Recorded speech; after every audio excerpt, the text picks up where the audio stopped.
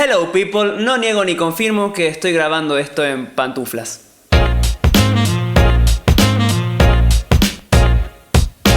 En el mundo de YouTube, sí, porque YouTube también es un mundo aparte, como el de Twitter, como el de Instagram y los que seguimos usando Facebook. Hay una discusión interna que tiene que ver con el concepto de personaje a la hora de hablar de influencers. El foco de esta discusión consiste en preguntarnos a dónde termina la persona y a dónde empieza el personaje que vemos en el contenido. Por ejemplo, tenemos el caso de Dross Rotzank, que todos sabemos muy bien que el personaje es Dross, pero que la persona que encarna ese personaje se llama Ángel David Revilla. Hasta ahí todo bien. Así, el personaje es una construcción ficticia que se apoya, en este caso, en una persona cuya identidad es real. Digo en este caso porque el personaje puede apoyarse en animales, en títeres, en objetos y en alguna frase que los referencie como tal. Es más, esto podría desatar la clásica discusión de si debemos separar al artista de su obra, y yo realmente no me quiero meter en eso. Uy, sí, sería horroroso, porque estuvo muy bonito el funeral. Además hay que racionar el contenido para cuando la pandemia pase en Navidad. Con esa clase de maltratos son... El caso es que hay influencers en los que esta línea no es tan clara y me parece una muy buena excusa para hablar de autoficción. Y spoiler, la autoficción no tiene nada que ver con autopercibirte inmune al coronavirus por estar comentando amén en estados de Facebook. Población de riesgo. Let's go.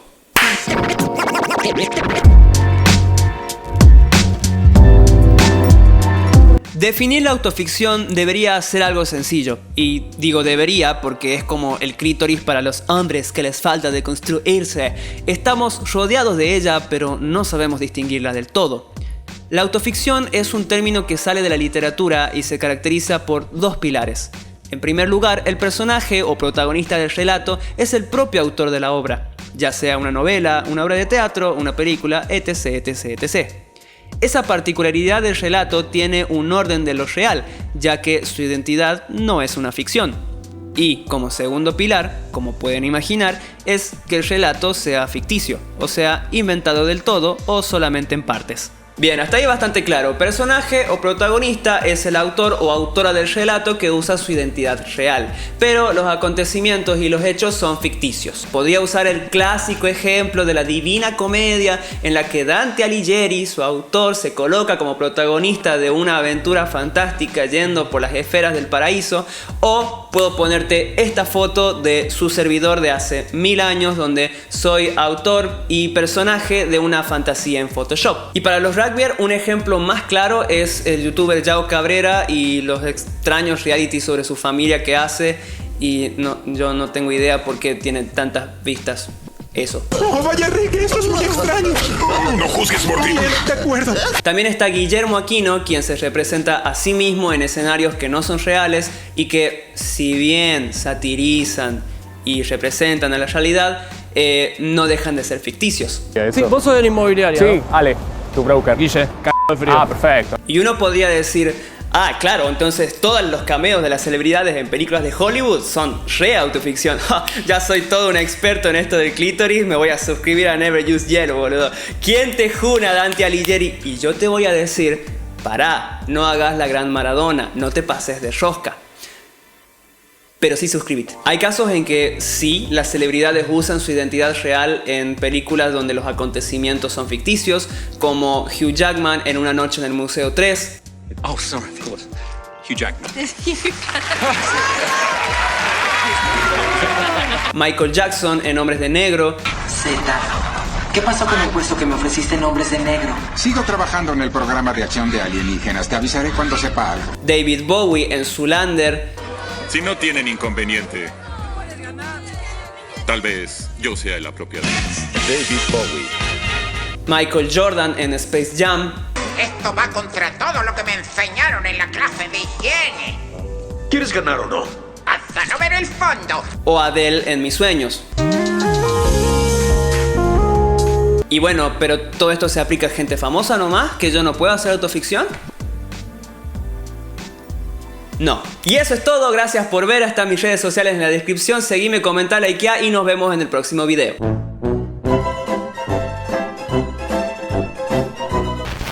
Ojalá la vida fuera tan fácil. Verán, la cuestión no se aplica a gente famosa, sino pasa por otro lado. Pero bueno, para eso lo tendría que explicar con una super intro, con una música bien para arriba. Algo como esto.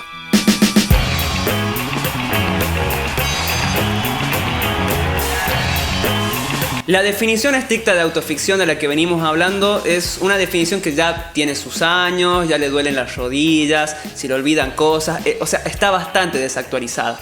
Además, tanto la literatura como las otras artes han investigado la autoficción más allá de la definición clásica. Lo que sí está claro es que cuando hacemos autoficción utilizamos nuestra vida, nuestros recuerdos, nuestra identidad como material de base para, a partir de ahí, ficcionalizarlo, inventarle cosas, hechos que no ocurrieron, personas que no conocimos, una escapada en la playa con Chris Evans.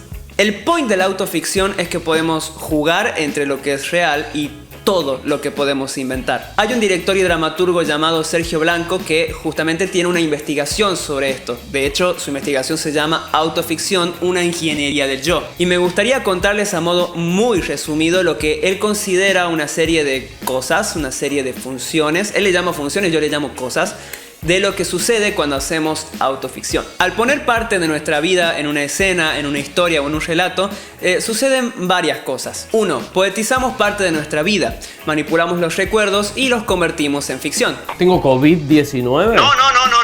Tenés un trastorno de identidad disociativo. ¿Que soy bipolar? No, más bien estás como ultra polarizado. 2. Nos traicionamos. Al inventarnos cosas, de alguna forma estamos siendo infieles a nuestra propia realidad. ¿Vos estás pasando la cuarentena solo? No, estoy con un montón de gente acá, ¿Con qué gente? 3. Evocamos experiencias anteriores. Volvemos a vivir recuerdos que, alterados o no, son eso, experiencias pasadas. A ver, está el Guillermo Surfer pelotudo que volvió de Brasil y violó la cuarentena. Hola. 4. Confesamos algo de nosotros mismos. Elegimos hacer público algo que podría estar en el orden de lo íntimo o lo personal. Perdón, ¿te pasa algo, Guillermo, que esté escondiendo los síntomas? No tengo fiebre y le siento el gusto a todo. 5. Nos multiplicamos. Representamos una versión de nosotros mismos. Una de tantas. Me gustaría que aprendas a respetar al personal de sanidad como el Guillermo que hace 23 noches está en cuarentena y que sigue aplaudiendo a los médicos pero ya sin tanto entusiasmo. Sí, bravo, médicos, wow, increíble, mejor que ayer. 6. Suspendemos el tiempo. En la autoficción hay pasado, presente y posibles futuros ocurriendo en el mismo momento. Increíble, mejor que ayer. 7 y 8. Puede haber un acto de elevación o de degradación, donde nosotros como protagonistas de esa ficción podemos elegir o favorecernos o humillarnos de acuerdo a lo que queremos contar. El Guillermo que aprovecha para descansar de la rutina. Sí. El Guillermo que disfruta de estar solo sin molestar a nadie. Presente. Y el Guillermo tuitero con iPhone que arruina a los dos anteriores. Romantizar la cuarentena es un privilegio de clase. Todos odiamos ese 9. De alguna forma nos sacrificamos ante el público. O sea, estamos exponiendo nuestro cuerpo como un documento vivo ante la mirada del otro. ¿Quién de acá vota que me vaya? Yo. Hijos de puta. Y 10, por último, está la sanación, que es lo que pasa cuando al ficcionalizar ciertas heridas o algunos acontecimientos feos del pasado, les damos sentido y es un pasito más cerca de curarlos. Yo soy el que vive, el que se levanta todos los días y se carga a todos ustedes al hombro y le pone el cuerpo a este martirio de pseudoapocalipsis megaberreta. Así te manejo los ejemplos, así. Y ningún texto va a venir a decir lo contrario. Soy mucho más tranquilo de lo que parece. De hecho, soy mucho más casero. La gente piensa que estoy todo el día de fiesta. Y se entiende cuando claramente es un chiste. Además, el humor lo que hace, por lo menos en mi caso, es desdramatizar. A mí me ayudó mucho mi humor para poder desdramatizar todas las situaciones de la vida que viví. ¿Y por qué elegiste a este personaje, a este estereotipo de rugby, Dicky del Solar, para construirlo? ¿Sabes cuál es el problema? Este no fue un buen verano para la familia del rugby. ¿Qué? Por un caso aislado que se suma a otros 23 casos aislados de un rugbyer que le pegó sin querer a una persona que no estaba haciendo nada, nos discriminan, nos estigmatizan. La faraona, si bien por supuesto tiene muchísimo de mí, es un personaje. Y yo viví muchos años en San Isidro y jugué muchos años al rugby, entonces me pareció que por ahí podía haber un montón de cosas para mostrar de una sociedad que es totalmente hipócrita. Y esa no es la idea, porque el rugby es un deporte sano. Y todos los que no vinieron acá son unos p***tos, que les gustan que le metan una pija en el culo. Creo que suele suspender la fiesta. Son esas cosas personales que no puedes explicar, porque además después cuando lo decís te das cuenta que era una boludez y que viviste capaz 10 años pasándola como el orto por una pelotudez. Por ahí se viralizaba fuera de mis redes sociales, en WhatsApp o lo que sea, y la gente no sabía si era un personaje o si era una persona real. Claro. Y eso para mí era lo más divertido. Una vez leí que un personaje es una metáfora de uno mismo. No sé de qué libro ni de qué autor, porque se ve que la frase era más importante para mí que su procedencia. Y pienso en la autoficción como una toma de conciencia de esta postura, donde al crear un personaje desde nuestra propia vida, damos rienda suelta a quizás una vida que nos gustaría vivir o compartir con el otro. Pienso en la banda de Jack Black, Tenacious D, y cuando junto a su amigo Kyle Gass hicieron una película fantástica de cómo se creó la banda y todo, e incluso la banda sonora de esa película fue su segundo disco. Pienso en Ryan Reynolds cuando protagoniza Deadpool 2 y la escena postcréditos donde, spoiler, personificando a Deadpool viaja en el tiempo para pegarse un tiro como Ryan Reynolds antes de tomar un papel en una película que no sería la mejor decisión de su carrera. Pienso de nuevo en Yao Cabrera y todas esas giladas que hace para llamar la atención. Pero luego me encuentro con este clip de Jim Carrey en Saturday Night Live, donde hay una reunión ficticia con todos sus personajes y la teoría se me va a la mierda.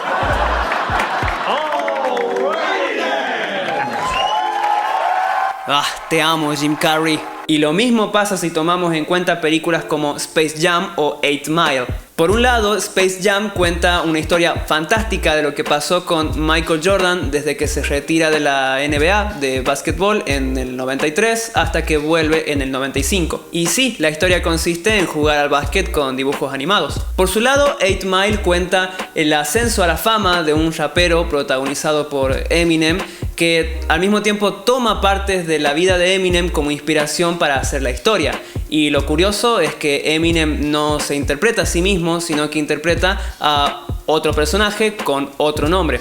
Ambas películas tienen un problema y es que ninguna fue ni dirigida ni guionada ni por Michael Jordan o por Eminem. Es decir, ellos técnicamente no están creando su propia autoficción, no son autores de esas obras, sino más bien se someten a la creación de otros. Hablando mal y pronto, a mí me parece que al ser personas tan conocidas hay una especie de quizás autoficción indirecta, porque aunque ellos no hayan creado técnicamente con sus propias manos y con sus propias ideas las películas, las mismas están basadas en la identidad de cada quien. O sea, no son ellos mismos los creadores de las historias, pero sí lo son tanto el camino en la música como el camino en el deporte y en definitiva su vida pública. Y creo que sigue siendo autoficción porque Michael Jordan está ficcionalizando ese periodo en el que no estuvo jugando básquet y Eminem también está reviviendo parte de su vida en la piel de otro personaje. La autoficción se diferencia de la autobiografía porque la segunda está más enfocada en contar hechos reales de una persona. También se diferencia de lo que se conoce como docudrama porque el docudrama, como su nombre lo indica, tiene esa característica de documental que se centra en un acontecimiento o un hecho casi siempre histórico. En cambio, la autoficción tiene una referencia personal. Aunque claro, hay casos que juegan con la autoficción sin ser del todo obvios.